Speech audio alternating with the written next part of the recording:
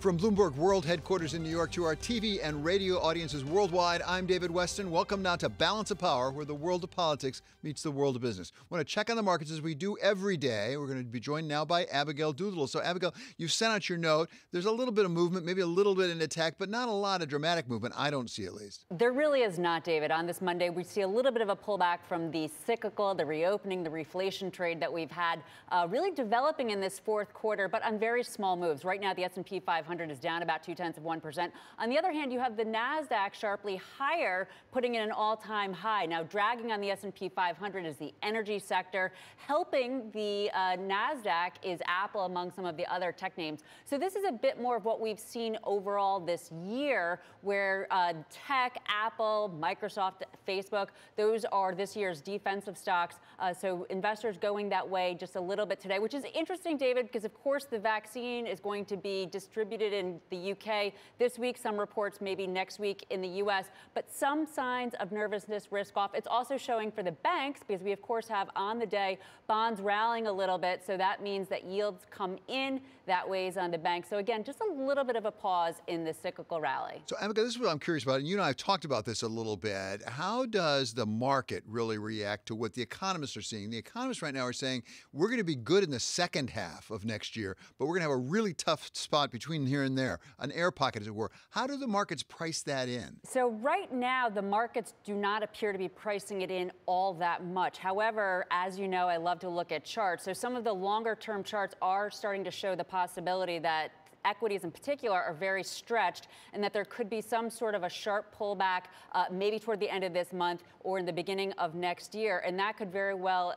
reflect that air pocket perhaps in jobs. Of course, that jobs report for November, very disappointing, suggesting December and January could be similar, since it didn't even really include too much impact from the virus. So it does appear that there's some sort of awkward middle ground in the first quarter of 2021, maybe even beyond, till we bridge to the hope, the optimism that the vaccine brings for the second half of next year. And those signs, very nascent signs of some choppy, even very volatile trading action ahead, perhaps, David, for stocks, and probably a big bid for bonds and the yen in turn. Yeah, something we can all keep an eye on, but I know you will be. Thank you so much to Abigail Doolittle for that report on the markets. Well, we had more encouraging noises out over the weekend in Washington about that compromise stimulus package, although Majority Leader Mitch McConnell still apparently is studying it. Welcome now Bloomberg political contributor Jeannie Zaino, professor of political science at Iona College. Always wonderful to have you with us, Jeannie. So what is he studying? Don't we kind of know what's in this proposal at this point? We do know what's in it. I suspect he's studying to see whether they can get something like this through and, of course, passed and signed. But we know it's a $908 billion. We know it's the result of months of work from this bicameral, bipartisan group. And as you mentioned, there are things that Republicans and Democrats both don't like in the bill, which makes it truly a compromise. Amongst the things Republicans don't like are the bailouts, what they consider bailouts for the states. And, of course, Democrats don't like the fact that there's no $1,200 relief checks in there like the CARES Act. But Congress is up against these pending deadlines in the next few days and next few weeks. So I would suspect we may see something, big may see something like this, maybe not this week, but maybe in the next week, in terms of an agreement on a COVID relief package. If they do come up with something in the next 10 days, 2 weeks, then how quickly could some of that money actually be distributed? Well, I think that's one of the big things we still don't know about. One of the sticking points about this in terms of things like the distribution of the aid to the states and localities is the distribution formula.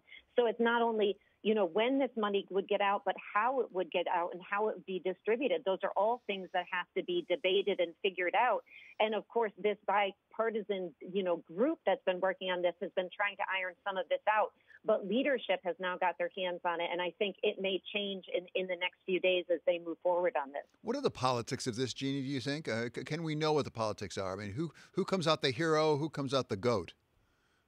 Well, I think Congress, I think leadership is getting pressure on this because, of course, as we know, numbers of COVID have gone up. People are suffering. We've got federal unemployment ending at the day after Christmas. We've got the moratorium on evictions ending, New Year's Eve. Those things are really putting pressure on Congress.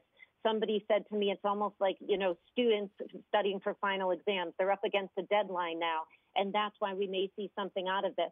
But I don't think anybody in Congress comes out very well, given the fact it's been several months of people suffering for them to potentially come up with a relief package. And in any case, it's probably not going to be big enough, according to Democrats, and probably going to be too big, according to Republicans.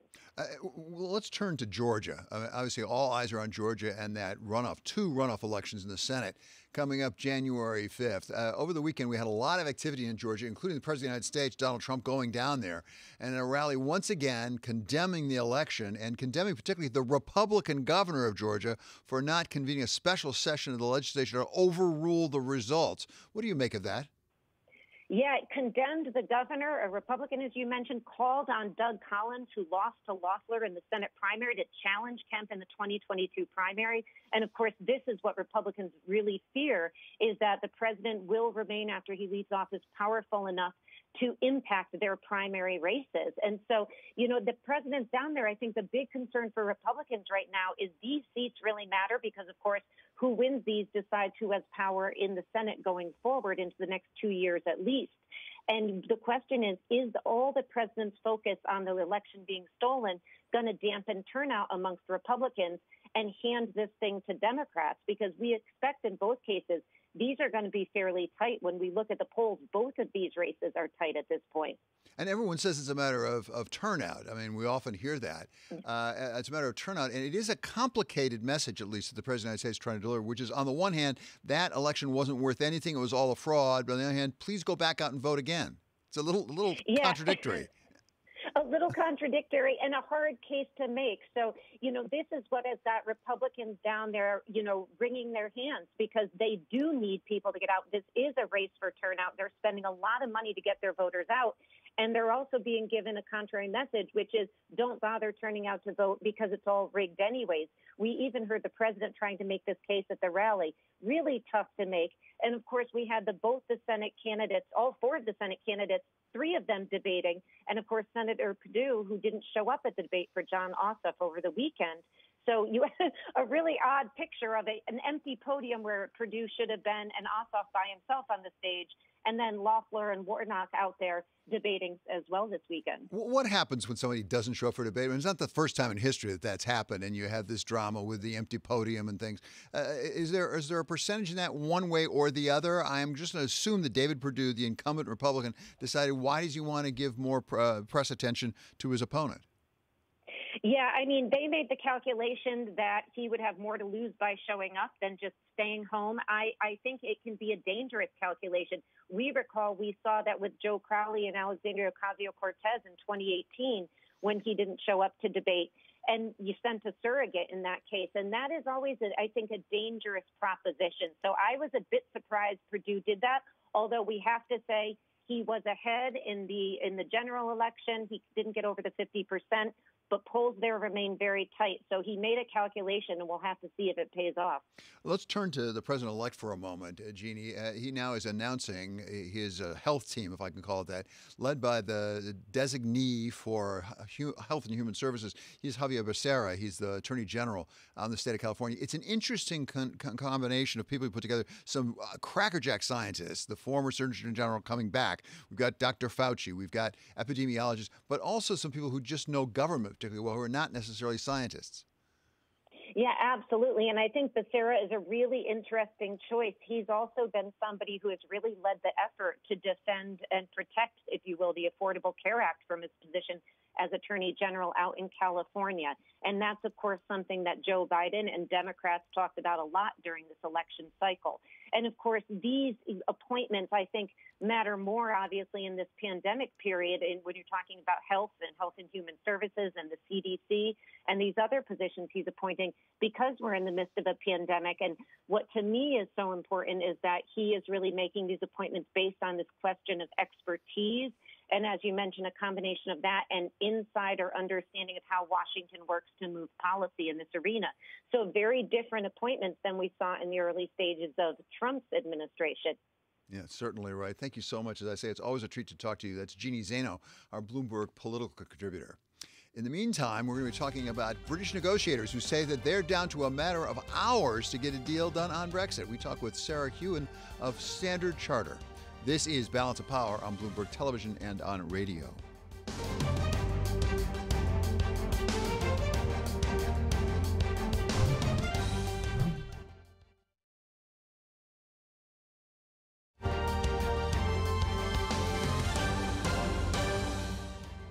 This is Balance of Power on Bloomberg Television and Radio. I'm David Weston. We turn now to Mark Crumpton for Bloomberg First Word News. David, thank you. America's top infectious disease expert is warning that the Christmas season could be worse than Thanksgiving in terms of the spread of COVID-19.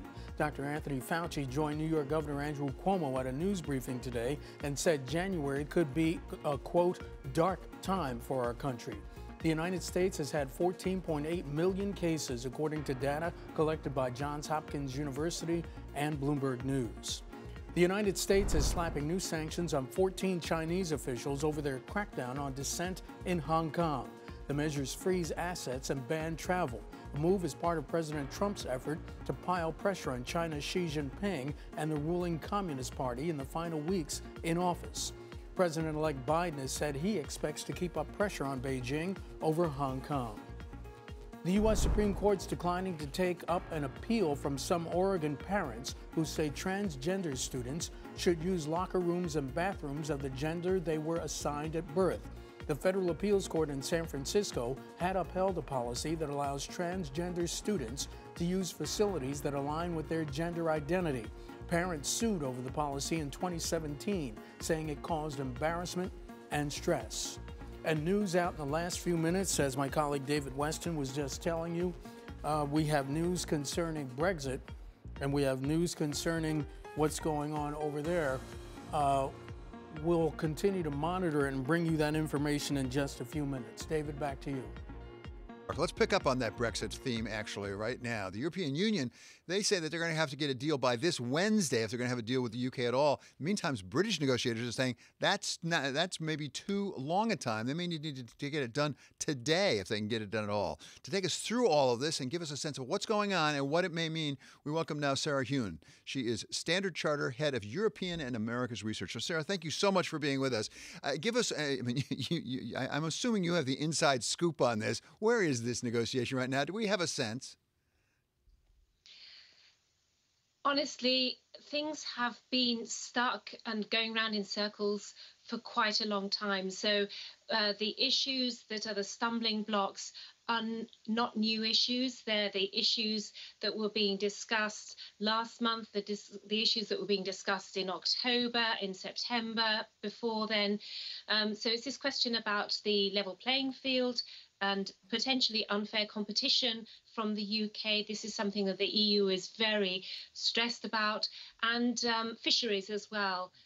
And also tied up with all this, how can you ensure that the UK sticks to what it says it's going to do?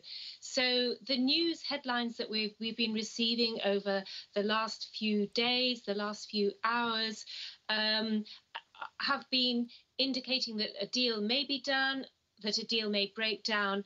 Honestly, it wouldn't surprise me if we continue like this beyond Wednesday. The EU is asking for a resolution by Wednesday because we have the EU summit coming up at the end of the week.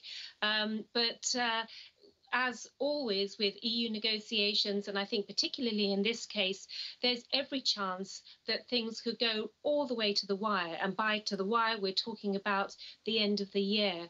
So I'm taking with a pinch of salt any headlines that suggest that a deal is just about to be done. So take us to that wire again, because I want to understand this.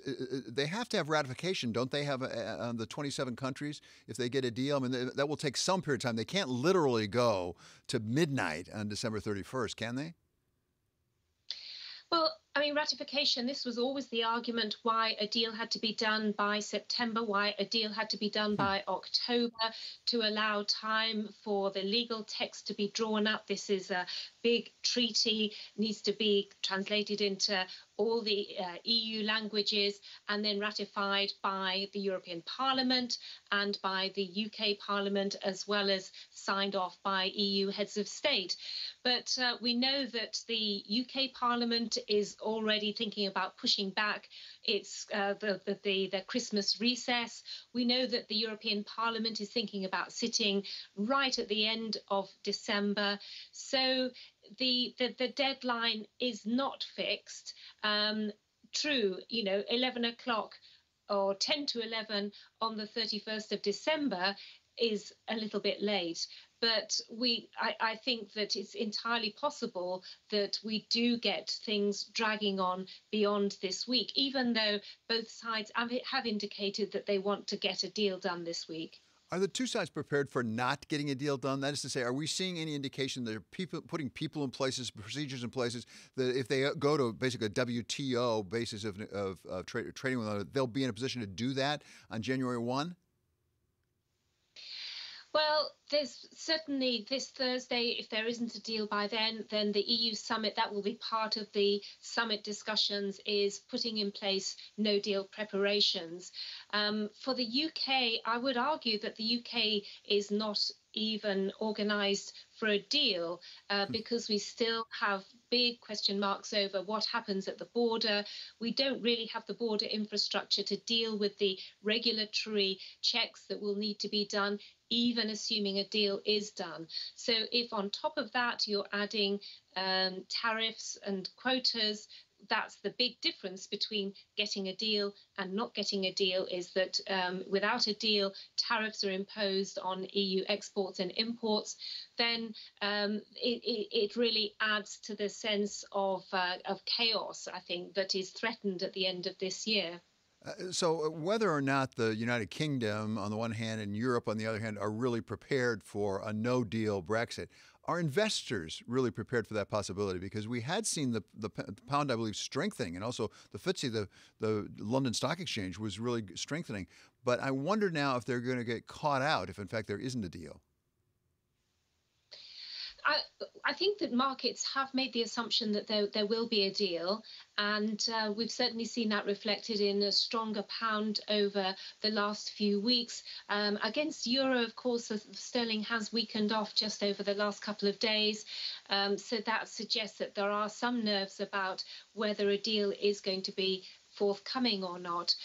So our assumption is that, if it does end up being no deal, then there will be something of a market upset, and that will take the pound somewhat weaker against the euro and against the dollar. And also there will probably be something of an impact on the FTSE, although, of course, cheaper sterling generally is positive for the FTSE. But I think overall the net negative of a no deal would be damaging for UK stocks. So investors are understandably cautious. We still feel that on balance a deal is likely, but for a long time now we've had a 50% chance of a deal, a 30% chance of no deal, and a 20% chance that actually this can get kicked further down the road, and we continue to have negotiations in 2021, which I don't think anybody wants to see. Yeah, I should say that's right. Sarah, finally, let's bring it right back to home here in the sense of banks. A lot of the people who watch and listen to Bloomberg are involved in the big banks. At the very beginning of this process of Brexit, there was a lot of concern about what happened to the City of London. I don't hear about that quite so much anymore. Do we know what's going to happen with the major banks? Yeah, there were sort of big warnings about massive job losses in the city as a result of Brexit. And to be honest, we just haven't seen that. We've seen perhaps 1,000 or so jobs moving to the continent. And certainly there have been many jobs created in centres like Frankfurt, Dublin, Madrid, Paris, Luxembourg, of course, to address the issues that arise. Early on, the financial centre understood that UK would no longer have access to the EU single market and would need to rely on equivalence. So there is still a lot of uncertainty, but the City of London has shown itself to be quite resilient. Of course, Europe is a massively important market, but the city is much more than just being the financial centre for Europe. We're an international, global financial centre and benefiting from the rise that we're seeing in markets out in Asia and in other emerging regions. Thank you so much. Really great to have you with us. That's Sarah Hewin. She is Standard Chartered Head of Europe and Americas Research. Still ahead, Kodak surges back. It is our stock of the hour, and that is next. This is Balanced Power on Bloomberg Television and Radio.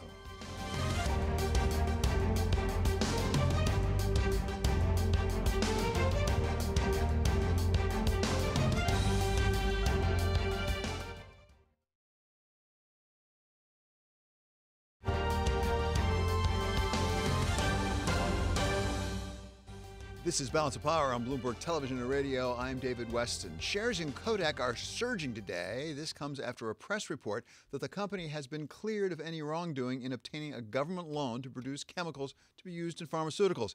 Our colleague Emma Chandra in London has the full story. Emma? Thanks very much, David. Yes, and we saw a rise of around 80% for Kodak at the highs, taking the shares price into double figures. And this for Kodak, the once photography giant turned pharmaceutical ingredient manufacturer. And really that transformation of the company at the nub of the story today. David, you'll remember back in July, it was announced that Kodak had been awarded a $765 million loan from the US government to help with that transformation. It was awarded under the Defense Production Act, that to help speed up the production of drugs that was considered to be in short supply in fighting COVID-19. The stock surged on that news back in July, but then there were questions asked about how that news had been released to investors, that the CEO had received a huge number of stock options before that, and multiple investigations were launched. And one of those investigations we're hearing today, that from the Development Finance Corporation, that's a federal agency that brokered the deal, we're hearing that that has wrapped up and it's found no evidence of wrongdoing. And so that's why we're seeing today's surge in the stock. But there is a question that remains unanswered, David, and that's whether or not that loan that had been awarded and then suspended will actually finally make its way to Kodak, David. Yeah, not to speak of whether Kodak can actually make the chemicals there, because it's a huge change for Kodak. It was known for photography, and now they're going to make chemicals for pharmaceuticals. Absolutely right. And that is the other question then. And there aren't many analysts who actually cover the company for us to handicap how the company will make that transformation, David, and how successful it will be in doing so. That's a fascinating story, no question about it. Thank you so much for reporting on it. That is Bloomberg's Emma Chandra. Up next, a surge on top of a surge. That's how some people are characterizing the COVID crisis. We're going to talk with Dr. Amber D'Souza of Johns Hopkins about just how bad it's likely to get and what we can do about it in the meantime. This is Balance of Power on Bloomberg Television and on radio.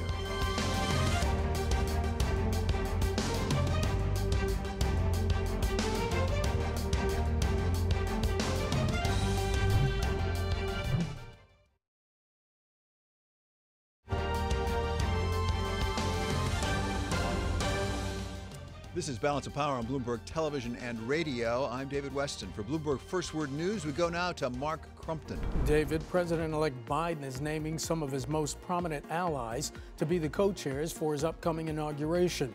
Mr. Biden has picked South Carolina Congressman James Clyburn as the chairman for the January 20th swearing in. The inaugural committee also unveiled 4 co-chairs: Michigan Governor Gretchen Whitmer, Los Angeles Mayor Garcetti, Congresswoman Lisa Blunt of Rochester, Mr. Biden's home state of Delaware, and Louisiana Congressman Cedric Richmond. The pandemic is expected to keep the inauguration far smaller than previous years. States, including New York and Nevada, used outdated federal estimates during their planning for COVID-19 vaccine supplies. The Department of Health and Human Services says states showed many more doses of Pfizer's vaccine available, along with 15 million doses of Moderna's shot. A Food and Drug Administration advisory panel is set to meet Thursday to review the Pfizer vaccine's safety and effectiveness in a final step before an emergency use authorization is approved.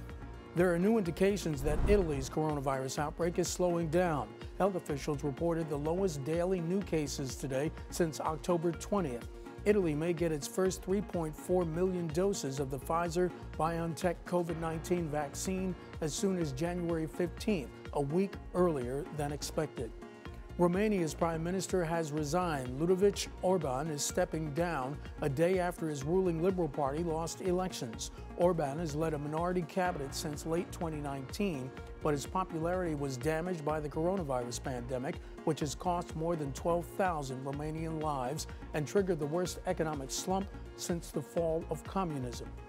Global news 24 hours a day, on air and on Bloomberg Quick Take, powered by more than 2,700 journalists and analysts in over 120 countries. I'm Mark Crumpton. This is Bloomberg. Thanks so much, Mark. Things with COVID are bad and may well get much worse, as we heard over the weekend from Dr. Scott Gottlieb. He's former FDA commissioner.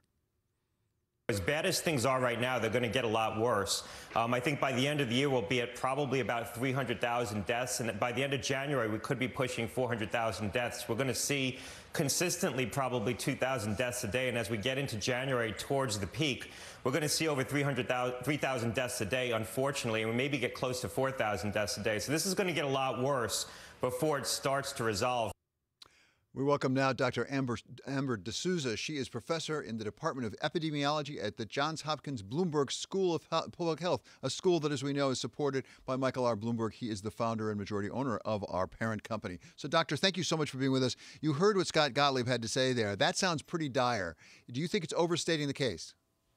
No, he's right on. Unfortunately, things are going to get worse before they get better. This is the highest rate of infection and deaths and hospitalization that we've seen, and the trajectory suggests things are going to continue to get worse. One of the things that, as somebody who's not an epidemiologist, never aspired to be one, that I am confused about is we think it's peaked somewhere and it goes down and then it comes back up. Is there a pattern overall? Because right now it appears, for example, California's peaking. Maybe some of the upper Midwest states now are starting to come down a little bit. Yeah, infectious disease is dynamic. It's completely driven by our behavior and how much we're out, how much preventive behavior we're taking. So it is changing day by day, place by place. What really worries us is that we're seeing consistently across the U.S. the trend has been going in a direction we don't want. And there have been local efforts in many different places to try to slow that spread. But throughout the country, in most places, the trajectory shows continuing increase, which really has us alarmed because we're already at a really, really high place. As far as you can tell, Doctor, is that because we're not being restrictive enough in the rules we're setting out to curtailing behavior, or is it because people are not complying with those rules? Because as we hear and we see, people have gotten tired of it, so to speak. Absolutely. Yeah, it has been a long slog for all of us. And I think there's more than one reason, unfortunately. So to slow the spread, there are different ways to do it, either through our own personal restrictions or through, legislative action. And so the hope is that we can create new normals, have people reduce their risk through their behaviors. But when we don't see that is when we try to think about, well, what else can we do? And do we need some actual restrictions and rules, closing of capacity in certain venues? And right now, we are heading towards a place where we may need additional restrictions because what we're doing isn't working. We're not getting things under control. And is that state by state as a practical matter? Should it be different localities within a state? Because obviously this virus spreads without regard to borders. Yeah, it's not one size fits all. We do want to look at the local situation in each area. Things are worse in some places than others, but really throughout the U.S., there's nowhere that the epidemic is well controlled at a really low rate where we want to see it. Things are consistently bad. Really everywhere there's unacceptable spread right now. So we need a national policy and we need a lot of local efforts to slow this spread and turn things around because these next few weeks and months are really, really critical. Everyone is holding out the hope for this vaccine. And in fact, Scott Gottlieb is as well, saying that maybe by March or so, we may have a widely available a vaccine. Is that realistic? What are you expecting in terms of vaccination in this country? Well, we have tremendous hope. There's so much good news going on with the vaccine, but it's not going to help us right now in these next few coming weeks.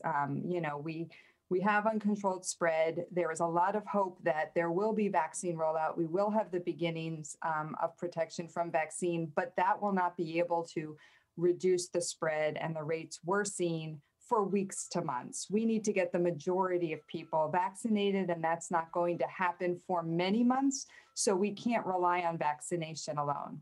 What do you make of what we've heard from President-elect Biden so far? Apparently, he's going to ask, I think at the inauguration address, that we spend 100 days, all of us wearing masks whenever we're outside. So we know that masks help reduce. We need a national policy and local policies that are helping to reduce risk in every way possible. And wearing masks, we know works and is, to me, a no-brainer to put on a mask when you're outside near other people. Anything we can do to save lives and reduce risk during this last critical next few month period before we can get our vaccination program up and running the way we need. And hopefully in a few months, rates will be higher. We're talking summer, fall next year. There's a lot of hope that we can get back to a normal life, but not for the next several months. We really need to increase our efforts, because things are going to get worse than they are now. And we're already beginning to see really high rates of hospitalizations and deaths. It's going to take some time to get the vaccine. Once it's approved, by the way, we haven't got it approved yet, but it's going to take some time. And there'll be effectively rationing between here and there, whenever the there is, March, April, May, whatever. There's some reports that there's a real conflict here between, on the one hand, people who are most vulnerable and our healthcare workers on the other, trying to make a decision. It feels like a Hobson's choice or something worse than that, as a practical matter. Do medical ethicists give us any guidance on that sort of question? I'm not a medical ethicist, but there are, this is something we have been looking towards, thinking about in the public health community and planning for over the last few weeks and months. And there is a phased-in strategy where we can't get access to everyone to the vaccine right away, but targeting of those who have the highest, worst outcomes, the highest morbidity, makes sense. It makes sense in saving lives and also in reducing the spread in people who become the most ill most quickly. So a phased-in approach of giving it to people on the front line, healthcare workers and people who are in nursing homes, makes sense. And then we can phase into older people who have comorbidities because they have such high increased risk for bad outcomes, and then all older Americans. And as we continue to go down, we get to the last group, which are other people in the general population who are not older, who do not have any risk factors. And all of those groups are going to get vaccinated. It's just the rollout of how we do it in the best interest of all. It's one thing to make sure we have the vaccine available and it can be administered. It's another to make sure people will actually allow themselves to be vaccinated. Are we doing what we need to do to educate the population to really overcome some of the rumors, some of them fairly preposterous, I think, rumors about this vaccine? Yeah, this is a tough one. I mean, we're fighting so many things at the same time. And so we have this difficult infection where we're making choices between economic restrictions and social restrictions and how to do that locally and nationally. And then we have the hope of the vaccine, which we're so excited about, but other people are concerned and reticent about what has the process been. So I think we just need to continue to talk about the really rigorous vetting method that the FDA is doing to make sure that all of the scientific data has been reviewed, and that when the vaccine is approved and is suggested, we can trust it and we know what to expect. And so far, everything that I have seen, that process is going smoothly. I'm excited to get the vaccine when it's available, although I'll be in one of those later groups. But,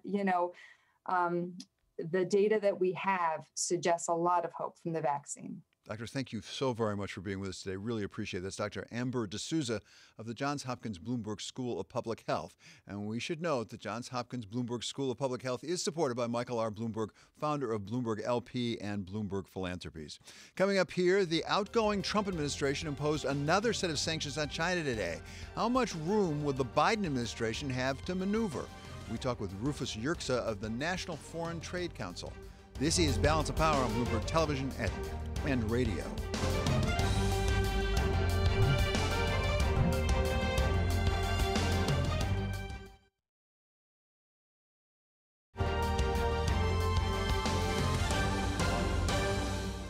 This is Balance of Power on Bloomberg Television and Radio. I'm David Weston. President-elect Biden hasn't indicated he'll make a radical departure from the Trump administration's policies on China, but President Trump appears to be doing his best to ramp up the punishment on China before Mr. Biden takes office.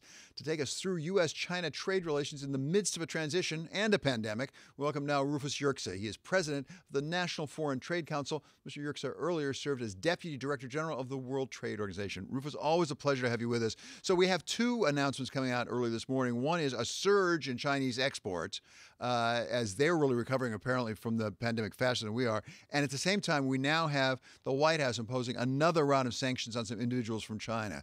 What is President-elect Biden inheriting here? Well, first of all, on the surge of exports, I mean, actually, if you look at China's economy, its industrial production is the highest it's been since 2017. They seem to be recovering well from the pandemic. I mean, all this kinds of leads to the verdict that the trade war on China really hasn't delivered positive results for the U.S. It certainly hasn't hurt the Chinese economy very much. U.S. overall trade deficit this year looks like it's going to be the highest since 2008. So, all of Trump's, not only his trade war on China, but on the rest of the world didn't seem to go very well for him. And so Biden's inheriting that mess and how to develop a more coherent strategy on China. In the meantime, these latest sanctions actions, adding to the list of things they've already done, some of it was in the energy sector. It's not going to have much of an impact because of the sort of glut on energy worldwide. And, China's buying from all kinds of countries, including Iran and Venezuela. But, it's more symbolic. The other thing, David, is it's an executive action. So, Biden can always reverse executive actions. The bigger question is what's going to be his more comprehensive strategy. He said he's not going to immediately reverse the tariffs, but he's also said the trade war with China has not worked effectively. It hasn't gotten results.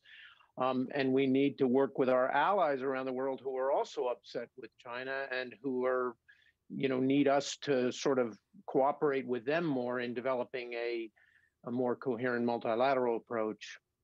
Do we have any indication of where the president-elect is likely to head in that regard? I mean, we now have an appointed designate for Secretary of State, some other national security positions. We don't have some of the trade positions. We don't have the trade representative nominee. We don't have commerce, things like that. Do we have any sense of where Joe Biden would head in sort of restructuring our relations with China? I think it's a little too early to tell.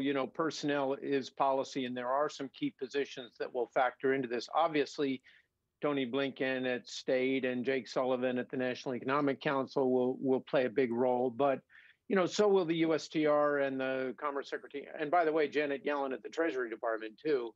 I think they will need some time to develop a more comprehensive strategy working together in that new configuration. But from what the president-elect has said, clearly, he doesn't think that Trump used the right tools to deal with China. He went it alone too much. He didn't rally the rest of the world, and he didn't really get fundamental changes in China. He settled for these kinds of quantitative deals, David, which many of us said when they were negotiated that wouldn't really work in fundamentally changing the trade relationship with China. And you can see from the bilateral deficit figures and others, and the fact that they're way below those numerical targets, that wasn't really a very effective mechanism.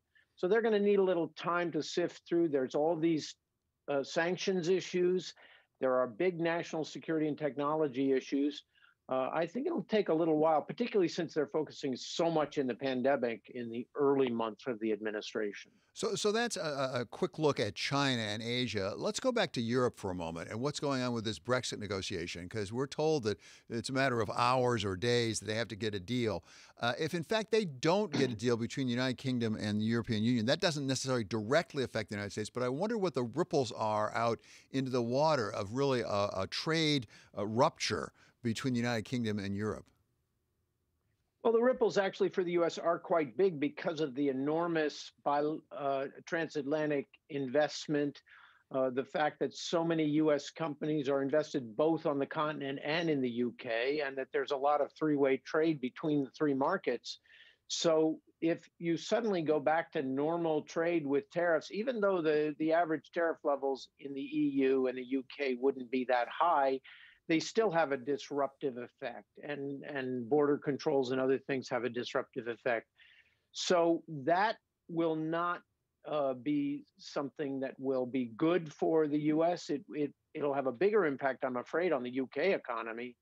And hopefully they do come to some kind of a 11th hour deal, because it's really pretty unthinkable that you're suddenly seeing tariffs go up between Britain and the continent. And it will present some difficult choices for the Biden administration about how to handle that. So just briefly here at the end, does your old shop have some role in trying to broker a deal over there, the WTO? I don't think, not directly, because both the UK and the members of the EU are all WTO members. And of course, the EU represents its member states in the WTO. They can negotiate certain things on a multilateral basis. For example, if they start resorting to MFN tariffs with each other, could they Could they lower some of those MFN tariffs, which they do through the WTO, but not a direct impact? It really has to be a bilateral deal between London and Brussels. And just for the audience, MFN, if you don't know, is most favored nation. I'm sorry, most favored nation. No, that's right. Yeah. I love the jargon, but sometimes I want to make sure I understand what we're talking about. I sometimes forget to give the full explanation. That's because you're such a pro, Rufus. That's because you're such a pro. Thank you so much for being with us. That's Rufus Yerxa. He's National Foreign Trade Council president. Coming up, we hear from Paul Tubman. He is founder of PJT Partners about the recovery and whether it might be happening too fast. This is Balance of Power on Bloomberg Television and on radio.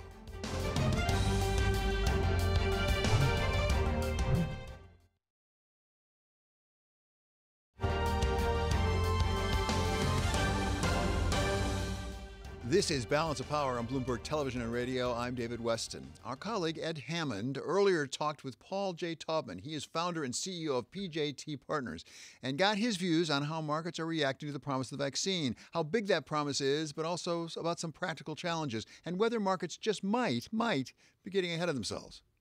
We have 3 vaccines and we can at least see out of the tunnel, but we're a long way from getting back to a normalized world. So I don't think any of us can say other than we're at a point where there's a tremendous amount of hope and there's an opportunity to get to the other side. But when you think about what needs to happen in terms of logistics and deploying vaccine on this scale and being able to deal with governments and individual willingness to take these vaccines, we're still not by any means out of the woods. So I think what the markets are doing right now is they're responding to the prospect of a more normalized environment, but we still have millions who are suffering. We have record number of hospitalizations and deaths. So I think it's premature to say that this crisis is over and therefore what we have or haven't learned. Having said that, what makes this different than almost any other situation in our lifetimes is this has been an economic crisis which has come about as a result of a health crisis. And if you can attack the health crisis, the economics can repair, in dramatic fashion. And I think that's what makes this different. I mean, here, there don't appear to be bad actors. There are clearly bad consequences. So it's different, but it does show you that the human mind, when you're in the midst of a crisis, you can't imagine how you're ever going to get out. And when you're out of it, you very quickly forget you were ever in it. And I do think that's a lesson we're gonna continue to repeat forever. Do you think some of the resolution, as it were, around companies and particularly around those companies that sort of suffered dramatically at the beginning of this crisis has been different from '08? And by that, I mean, you've seen companies, survive slightly differently. There's been far less dilution among some of those companies that really got hammered. There has been a better debt market. There has obviously been not a wholesale pullback in credit the way there was last time. I wonder from where you sit, how much of that you think is sort of driven by the experience of '08 and the lessons that were picked up then? Well, if you think about how companies have navigated this period, you've had clear winners and losers. So in a typical crisis, everyone is affected, maybe not to equal extent, but in a significant degree, almost regardless of industry or the like, when the macro shuts down. Here, because of changes in behaviors, as people adapted to a quarantine world and a shelter-in-place world, you had clear winners and clear losers. So the pain has been magnified to a subset of the economy, while others have actually gotten stronger. That was Paul Taubman. He is PJT Partners Chairman, CEO, and founder.